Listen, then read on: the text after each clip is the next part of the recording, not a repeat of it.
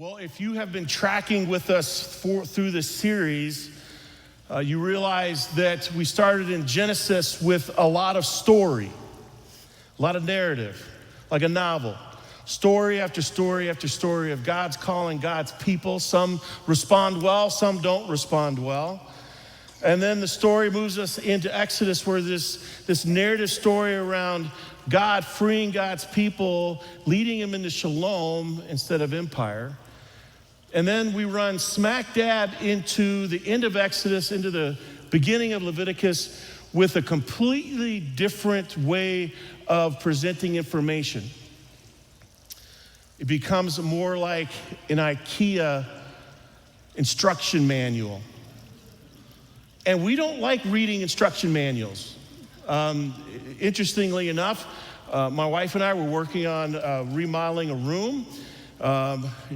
2 years ago, before I was called here, we were gonna move up to Woodbury. And when I got the call that ended up keeping me here, my wife had been looking at houses and comparing our house with all these other newer houses, and decided that, well, if we're not gonna move, at least we're gonna remodel. So we started remodeling. I'm gonna encourage you to never take down popcorn ceilings on your own. The absolute worst thing I've ever done in a house. But we had to remove all of the outlets and all of that. And I was just gonna go do it without reading the instructions. Now my son, who's a St. Olaf physics math grad, says, "Dad, we gotta read the instructions." I'm like, "Son, I don't like reading instructions." And that's why I think a lot of us struggle with reading instructions that are in the end of Exodus, in the beginning of Leviticus. We like reading novels. We like reading these big sweeping stories. We're not really interested in reading about all the details that God is having God's people do at the end of Exodus, in the beginning of Leviticus. And so today when Sherry read, finally something happens at the tent of meeting. Finally, all these instructions begin to make sense. Finally, God comes and they actually do what God has been telling them what to do and how to do all of this time. And it's a big moment. It's such a big moment that everybody falls on their faces because they are amazed. They are amazed that now this story begins to make sense. All these instructions begin to make sense. When you flip the light on in the downstairs, the lights come on. Back in December 27th, 1998, my wife and I were married. We were married right here up on this platform. Pastor Paul Gaucher, Pastor Nancy Lee Gaucher married us. And we had a big party. We had a big party. But you know what happened before all of that? All of these plans had to be made. All the plans had to be made. So that day, that thing that we did up here meant something. And we wanted it to mean something. We didn't really want to be the focus, even though we were going to be the focus. We wanted Christ to be the focus of that ceremony, that time with us. And so we did a lot of planning, a lot of research. The first thing we had to do is we had to book the church. The problem is that no one knew that we were dating, because I was dating the former kind of original worship leader here, and his daughter, and if something went bad, he would have to quit. Though I would have to quit probably. But I booked it underneath a junior high youth event on December 27th, and I remember one of the administrators going, "You're really gonna have a youth event 2 days after Christmas?" I'm like, "It's gonna be amazing. We're trying something new."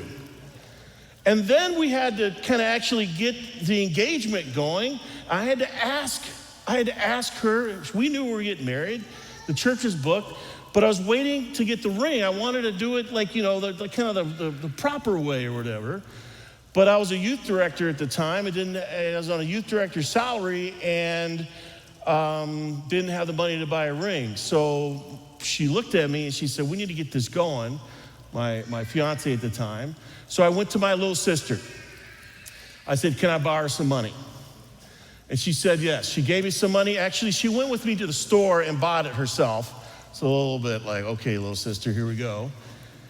And I bought what I thought was something way bigger and more expensive than I ever would buy. And when I gave it to my wife, she thought it was smaller and less expensive than anything I would ever buy. And we had to then do all of these different kinds of plans. And we wanted to do something a little different. We didn't want a groomsmen and bridesmaids. We wanted a circle of friends. We wanted a circle of friends. And so we asked this circle of friends to write a prayer and to pray that prayer as a part of the worship service. And the circle of friends, there were 13 of them, are like, we've never written a prayer in our entire life, and much less prayed in public. And we took us a long time to convince them that this is something that was gonna be great, and we wanted them to do. And then all the other details about weddings, right? And when you think about all the details as we're moving through that, we thought, is God in these details? Sometimes it felt like God wasn't in the details, especially when we disagreed about different things that were gonna be in the wedding. Was God really in those details?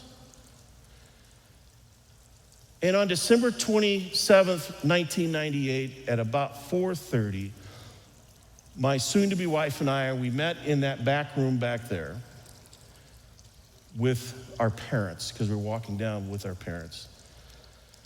And we were praying together, and we realized, we looked back and we said, God has been in the plans the whole time.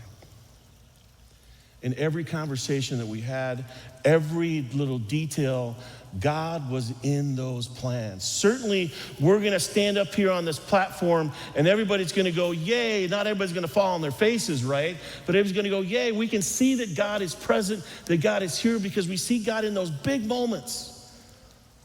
But do we see God in those details? The Israelites struggle with that as well.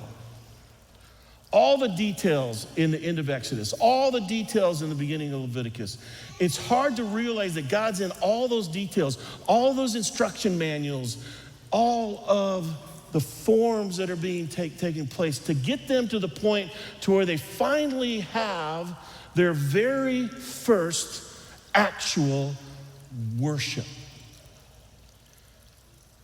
And they all fall on their faces. God was in all those details.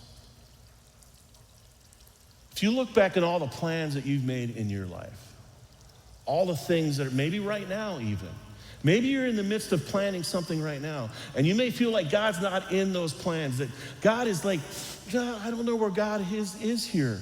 I'm struggling with this decision. I don't know if God is really leading me. I want to reassure you that God is in those plans. Because today, we're gonna celebrate. We're gonna have the opportunity to celebrate, to kind of fall on our faces, to welcome in 2 new pastors into our community. The installation of Pastor Jill and Pastor Rory. You guys have to know that over a year ago, a call committee was formed for Pastor Rory. Plan after plan after plan after plan. And that call committee interviewed lots and lots and lots of people. There had to be lots of plans. And sometimes that call committee was wondering, is God really in the planning? We're not finding the one we need. Is God really in this planning? But they reminded themselves that God was in the planning.